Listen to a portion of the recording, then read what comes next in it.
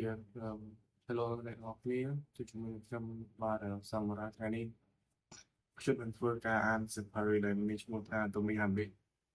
អឺមួយរយៈនេះគឺខ្ញុំបានបានមុខយូរជាងមួយខែជាងដែរហើយដោយសារតែខ្ញុំមានការងារ personal ខ្លួនឯងច្រើន Yeah ចឹងទៅមិនសូវមានពេលបានថតវីដេអូផុសនៅក្នុង YouTube តែឥឡូវនេះគឺខ្ញុំអាចឆ្លៀតពេលបានថតតិចដែរ ហើយនេះគឺខ្ញុំបានធ្វើការអានស្វ័យដែលខ្ញុំសន្យាជាមួយខ្លួនឯងគឺនឹងធ្វើការអានឲ្យបាន365ថ្ងៃឥឡូវគឺខ្ញុំទៅបានអានបានតែនិយាយអីយេតែខ្ញុំខានយូរតែខ្ញុំនៅតែកំណត់គោលដៅធំរបស់ខ្ញុំមួយឲ្យបានហើយនេះខ្ញុំចាប់តាមអានពីឥឡូវនេះទៅ Okay start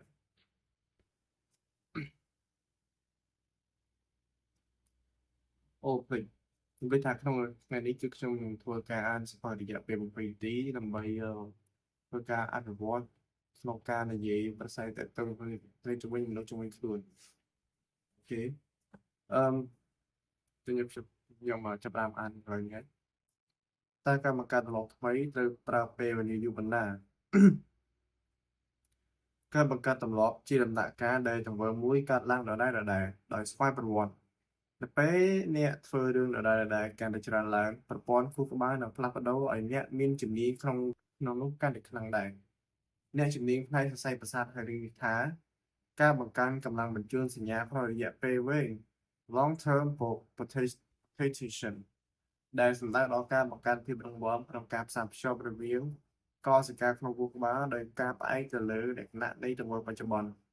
ការធ្វើដដែលប្រព័ន្ធបញ្ជូនសញ្ញារបស់ខួរក្បាលនឹងអភិវឌ្ឍ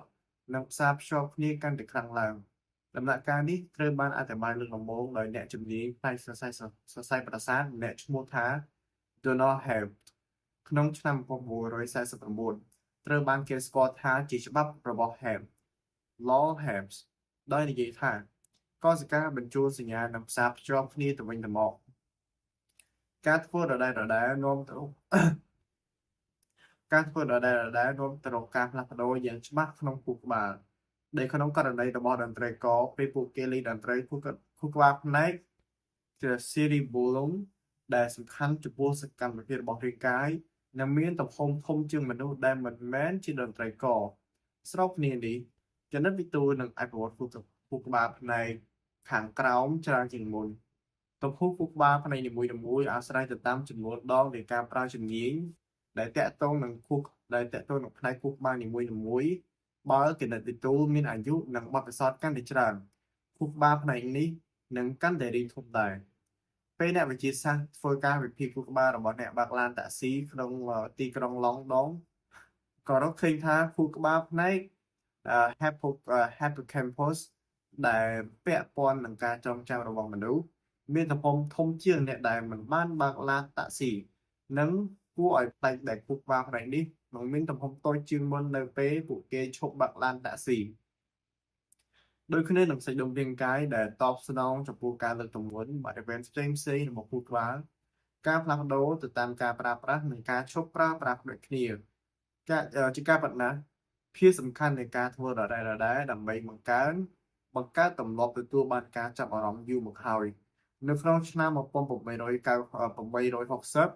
ទស្សនវិទូជនជាតិអង់គ្លេសម្នាក់ឈ្មោះថា George H. Lewis និយាយថាក្នុងការរៀនភាសាថ្មីការលេងតន្ត្រីឬការបង្ហាញកាយវិការប្លែកៗធ្វើឲ្យមានអារម្មណ៍ថាពិបាករៀនពីព្រោះអារម្មណ៍នៃទង្វើនោះនៅមិនទាន់បង្កើតឡើងតែមិនយូរប៉ុន្មានពេលធ្វើដដែលច្រើនដងក៏ធ្វើឲ្យកើតអារម្មណ៍ចង់ដែលធ្វើឲ្យកើតទង្វើដោយស្វ័យប្រវត្តិទោះចិត្តគំនិតកំពុងគិតរឿងអ្វីផ្សេងៗក៏ដោយរាល់លើកដែលអ្នកធ្វើទង្វើដដែលអ្នកកំពុងតែជំរុញប្រព័ន្ធប្រសាទដែលផ្សារភ្ជាប់ជាមួយនឹងទង្វើនោះដែលមានន័យថាការធ្វើដដែលជាដំណាក់កាលសំខាន់ក្នុងការចាប់ផ្ដើមទម្លាប់ថ្មីនេះគឺជាហេតុផលដែលនិស្សិតផ្នែកផាត់រូបក្រុមបរិមាណអាចអភិវឌ្ឍជំនាញបានល្អជាងនិស្សិតក្រុមគុណភាពព្រោះក្រុមមួយផ្ដោតលើការអនុវត្តហើយក្រុមមួយទៀតផ្ដោតលើទ្រឹស្ដី គ្រប់ទង្វើសុទ្ធតែតាមខ្សែបន្ទាត់តែមួយដែលកើតពីការហ្វឹកហាត់ជាដំណាក់កាលដែលហៅថាទង្វើស្វ័យប្រវត្តិជាសមត្ថភាពបង្ហាញចេញដោយមិនចាំបាច់គិតថាដំណាក់កាលនីមួយៗត្រូវធ្វើយ៉ាងណាទេហើយវាកើតឡើងដោយការធ្វើការរបស់ចិត្តដោយរូបខាងក្រោមនេះខ្សែបន្ទាត់នៃទង្វើស្វ័យប្រវត្តិខ្សែបន្ទាត់នៃទម្លាប់ការធ្វើដែលនេះគឺជាខ្សែបន្ទាត់នៃទម្លាប់បងប្អូនឃើញទេ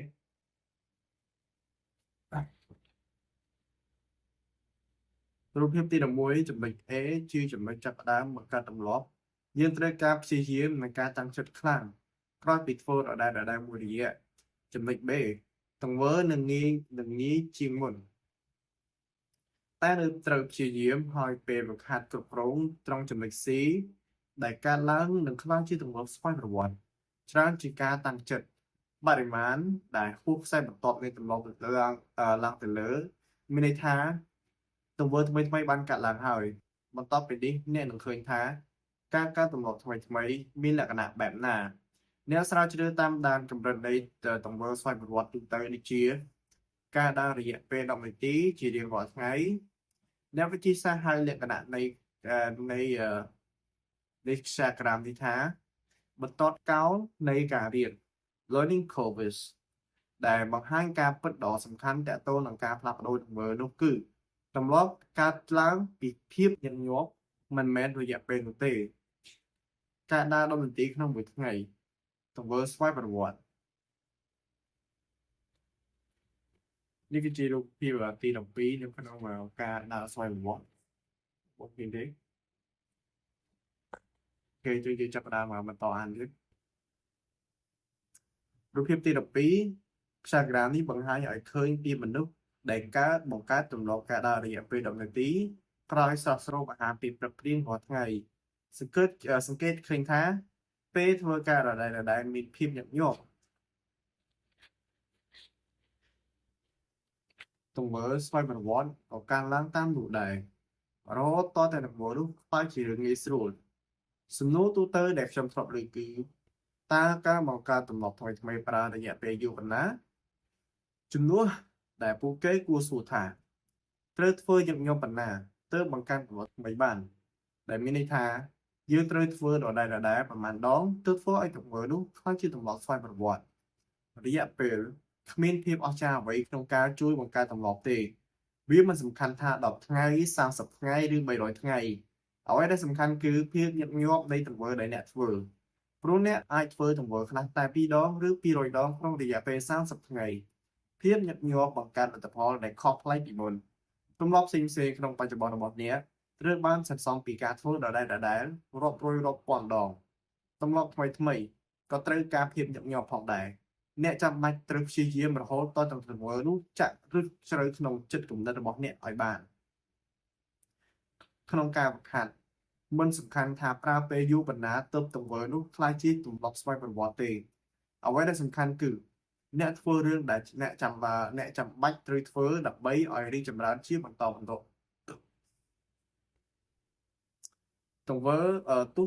ដែលកើតឡើងដោយស្វ័យប្រវត្តិនោះមានភាពសំខាន់បន្តិចបន្តួចក៏ដោយ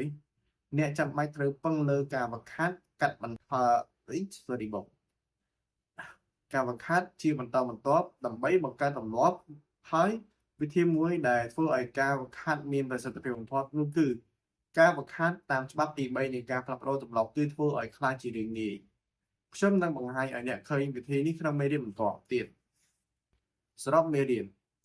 ច្បាប់ទី3នៃការផ្លាស់ប្ដូរទម្លាប់គឺធ្វើឲ្យខ្លាចជារឿងងាយការរៀនដែលមានប្រសិទ្ធភាពបំផុតគឺការវឹកហាត់មិនមែនជាការរៀបគម្រោងទេចូលផ្ដល់ភាពសំខាន់ទៅលើការអនុវត្តមិនមែនផ្ដោតលើចន្លោះពេលដំណើរការទេការបង្កើតទម្លាប់គឺជាដំណាក់កាលនៃទង្វើដែលកាត់ឡើងមកជាបន្តបន្ទាប់រហូតក្លាយជាទង្វើស្វ័យប្រវត្តិរយៈពេលដែលអ្នកធ្វើទង្វើណាមួយវាមិនសំខាន់ស្មើនឹងចំនួនដងដែលអ្នកធ្វើនោះទេមនុស្សយើងតែមានកម្លាំងជំរុញចិត្តឲ្យធ្វើរឿងដែលងាយស្រួល ច្បាប់ដែលប្រើការព្យាយាមតិចបំផុតច្បាប់ទីក្នុងសៀវភៅ Guns, Germs and Steel របស់ទស្សនវិទូឈ្មោះថា James Diamond បាននិយាយពីការពិតម្យ៉ាងថាទ្វីបទ្វីបទ្វីបផ្សេងគ្នាមានរូបរាងខុសគ្នា different continents have different shapes ពេលអានលើកដំបូងប្រយោគនេះស្ដាប់ទៅដូចជាមិនសំខាន់តែវាបែរជាមានឥទ្ធិពលខ្លាំងចំពោះទង្វើរបស់មនុស្សអក្សររបស់ទ្វីបអាហ្វ្រិកលោតសន្ធឹងពីទិសខាងជើងទៅត្បូងមានន័យថាសន្តានរបស់ទ្វីបអាហ្វ្រិកខាងជើងនិងខាងត្បូងមានលក្ខណៈវែងហើយស្ទួចដូចគ្នានឹងទ្វីបអាហ្វ្រិកផ្ទុយពីទ្វីបអឺរ៉ុបនិងអាស៊ីដែលអក្សររបស់វាគង់ពីខាងកើតទៅខាងលិចតាមរយៈទិន្នន័យរបស់លោក Diamond ភាពខុសគ្នានៃសន្តានទ្វាររបស់ទ្វារទាំងនេះគឺមានតួនាទីសំខាន់ចំពោះការធ្វើកសិកម្មរបស់មនុស្សនៅពេលកសិកម្មចាប់ផ្ដើ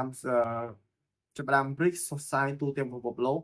កសិករដែលនៅក្នុងតំបន់អក្សរដែលលាតសន្ធឹងពីទិសខាងកើតទៅខាងលិចពួកគេក៏ជួបការលំបាកក្នុងការធ្វើកសិកម្មទីជាងកសិកម្មដែលនៅក្នុងតំបន់អក្សរដែលសន្លប់សន្ធឹងពីទិសខាងជើងទៅខាងលិចពីខាងត្បូងព្រោះតំបន់របស់ពួកគេមានភូមិសាស្ត្រល្អបរិមាណព្រះអាទិត្យនិងបរិមាណទឹកភ្លៀងនិងរដូវកាលផ្លាស់ប្ដូ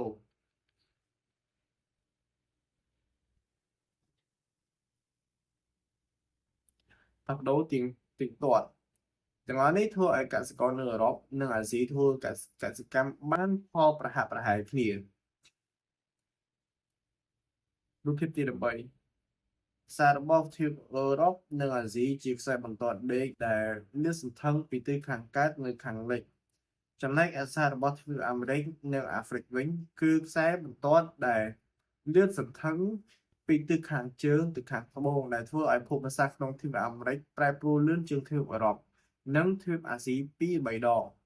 ទម្លាប់របស់កសិករនៅត្រង់ចំណុចនេះត្រូវកំណត់ដោយសភាពបរិយាកាស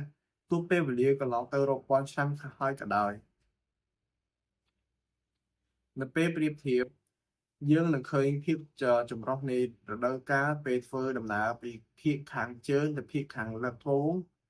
ចូលសាកស្រមៃដល់ភាពខុសគ្នានៃអាកាសធាតុក្នុងរដ្ឋផ្លូរីដានិងប្រទេសកាណាដាអ្នកអាចជាកសិករពូកែបំផុតក្នុងโลกតែភាពពូកែគ្មានផ្លូវជួយឲ្យអ្នកដាំក្រូចពូជផ្លូរីដាក្នុងរដូវរងានៅប្រទេសកាណាដាបានឡើយព្រោះប្រើនឹងគ្រប់ដណ្ដប់នៅលើផ្ទៃដីដូច្នេះដើម្បីឲ្យការដាំដុះនៅតំបន់អក្សរខាងជើងនិងខាងត្បូងឲ្យបានផលល្អកសិករចាំបាច់ត្រូវស្វែងរកការដាំដំណាំថ្មីរលឹកនៅពេលរដូវកាលផ្លាស់ប្ដូរហេតុនេះទើបកសិករមានចំនួនកើនឡើងយ៉ាងលឿនក្នុងតំបន់អាស៊ីនិងអឺរ៉ុបច្រើនជាងអាមេរិក2-3 ដងពេលវេលាកន្លងទៅច្រើនសតវត្សភាពខុសគ្នាបន្តិចបន្តួចនេះបានជាផ្ដល់ផលដ៏អស្ចារ្យផលដំណាំកើនឡើងយ៉ាងឆាប់រហ័សធ្វើឲ្យប្រទេសទាំងនោះមានអាហារច្រើនឡើងនិងអាចបង្កើតកងទ័ពដែលរឹងមាំជាងនិងមាននៅឧបករណ៍អភិវឌ្ឍបច្ចេកវិទ្យាថ្មីការផ្លាស់ប្ដូរចាប់ផ្ដើមពីតូចភោគផលផ្នែកកសិកម្មដែលរីកចម្រើនលឿនជាងចំនួនប្រជាជនដែលកើនឡើងលឿនជាងតែពេលផ្នែកផ្សំទាំងនោះរួមគ្នាក៏ក្លាយជាភាពខុសប្លែកដ៏អស្ចារ្យពេលដែលពេលវេលាកន្លងទៅការរីកចម្រើននៃវិស័យកសិកម្មជាឧទាហរណ៍នៃច្បាប់ទី3ក្នុងការផ្លាស់ប្ដូរទម្លាប់បរិញ្ញាបែបបុរាណក៏បង្ហាញឲ្យយើងឃើញថាកម្លាំងជំរុញចិត្តជាបេះដូងនៃការផ្លាស់ប្ដូរទម្លាប់ពេលខ្លះបើអ្នកចង់ផ្លាស់ប្ដូរពិតមែនអ្នកប្រកាសជាចាប់ផ្ដើមធ្វើវាតែតាមពិតទៅកម្លាំងជំរុញចិត្តរបស់យើងគឺការចូលចិត្តធ្វើរឿងងាយនោះគឺជាហេតុផលដែលផលិតផលជាសុខភាពចំនួនថ្មីបំផុតលក់ដាច់ខ្លាំងនេះជាយុទ្ធសាស្ត្រដ៏វៃឆ្លាតថាមពលមានគុណតម្លៃយ៉ាងខ្លាំងហើយខួរក្បាលរបស់មនុស្សយើងក៏បានបង្កើតប្រព័ន្ធការពារថាមពលនោះឲ្យបានច្រើនបំផុតតាមដែលអាចធ្វើបាន ធម្មជាតិរបស់មនុស្សតែងធ្វើតាមច្បាប់នៃការព្យាយាមតិចបំផុត law of least effort ដែលនិយាយថាពេលត្រូវសម្រេចចិត្តជ្រើសរើសជម្រើសពីរដែលស្រដៀងគ្នាតាមធម្មជាតិយើងតែងជ្រើសយកជម្រើសដែលប្រើថាមពលតិចបំផុតដូចជាបង្កើនការដាំដុះដំណាំប្រភេទតែមួយទៅភាគខាងកើតចំនួនការដាំដុះនៅភាគខាងជើង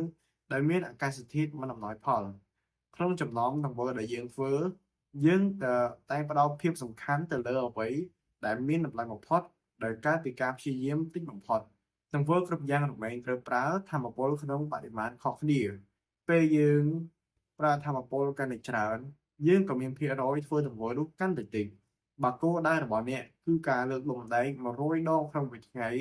ដំបូងអ្នកអាចមានកម្លាំងចំណូលចិត្តនិងថាមពលខ្លាំងក្នុងការចាប់ផ្ដើមតែកន្លងទៅមួយរយៈការព្យាយាមទាំងនោះនឹងคล้ายជាភាពហត់នឿយតែពេលប្រៀបធៀបនឹងការលើកលំដែងតែមួយដងក្នុងមួយថ្ងៃដោយធ្វើជាបន្តបន្ទាប់អ្នកក៏ស្ទើរតែមិនបាច់ប្រើថាមពលច្រើនក្នុងការចាប់ផ្ដើមឡើយ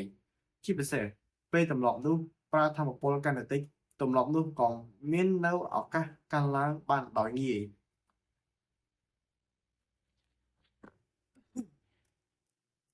ជួសាកសង្កេតមើលទង្វើដែលកើតឡើងក្នុងជីវិតរបស់អ្នកអាចឃើញថាទង្វើទាំងអស់នោះអាចធ្វើបានយ៉ាងងាយស្រួលដែលមិនបាច់ប្រើកម្លាំងជំរុញចិត្តអ្វីច្រើនដូចជាការលេងទូរស័ព្ទ check email និងមើលទូរទស្សន៍ទង្វើទាំងនេះលួចពេលវេលាយើងច្រើនណាស់ព្រោះយើងធ្វើបានដោយងាយដោយស្ទើរតែមិនបាច់ប្រើការព្យាយាមអ្វីឡើយតាមហេតុផលទង្វើនីមួយៗប្រៀបដូចជាឧបសគ្គរាងអ្វីដែលយើងត្រូវការប្រព្រឹត្ត ការសម្របទាំងមុនប្រៀបដូចជាឧបសគ្គនៃការមានរាងស្វែលការអង្គុយសមាធិជាឧបសគ្គនាំទៅរកសេចក្តីស្ងប់អ្វីដែលអ្នកត្រូវការពិតប្រាកដគឺជាលទ្ធផលនៃទង្វើបើសិនបើកម្លាំងប្រឆាំងរវាងខ្លួនអ្នកនិងក្តីប្រាថ្នារបស់អ្នកកាន់តែច្រើនអ្នកត្រូវតែធ្វើទង្វើនោះคล้ายជារឿងងាយស្រួលជាងមុនបើអ្នកអាចធ្វើទម្លាប់ល្អៗបានយ៉ាងងាយស្រួលអ្នកក៏នឹងធ្វើវាបានកាន់តែច្រើននិងតើនឹងមានអ្វីកើតឡើងបើយើងធ្វើរឿងផ្ទុយពីនេះបើយើងគ្រប់គ្នាសុទ្ធតែមានអារម្មណ៍ខ្ជិលនិងមិនចង់ធ្វើតែរឿងងាយស្រួលតែយើងអธิบายរឿងផ្សេងៗដែលពិបាកធ្វើដូចជាការចិញ្ចឹមកូនការចាប់ផ្ដើមអាជីវកម្មឬការឡើងភ្នំ Everest បានយ៉ាងម៉េចប៉ុន្តែអ្នកមានសមត្ថភាពធ្វើរឿងដែលពិបាកតែបញ្ហានៅត្រង់ថាថ្ងៃខ្លះមានអារម្មណ៍ដូចជាឧស្សាហ៍ក្នុងការងារតែថ្ងៃខ្លះវិញអ្នកក៏មានអារម្មណ៍ធុញទ្រាន់ជារឿងចាំបាច់ខ្លាំងដែលអ្នកគួរធ្វើរឿងដែលខ្លួនឯងចូលចិត្តបំផុតដើម្បីឲ្យអ្នកមានកម្លាំងចិត្តយកឈ្នះនៅឧបសគ្គទាំងនោះបើយើងកម្លាំងប្រឆាំងកាន់តែតិចក៏កាន់តែធ្វើឲ្យយើងរងមាំចំពោះកំណត់ដែលនៅពីក្រោយពីប្រយោគការធ្វើឲ្យខ្លាចជារឿងងាយមិនមែនគ្រាន់តែធ្វើរឿងដែលងាយទេតែជាការធ្វើឲ្យងាយស្រួលបំផុតតាមដែលអាចធ្វើបានដើម្បីឲ្យលទ្ធផលល្អបំផុតក្នុងរយៈពេលវែង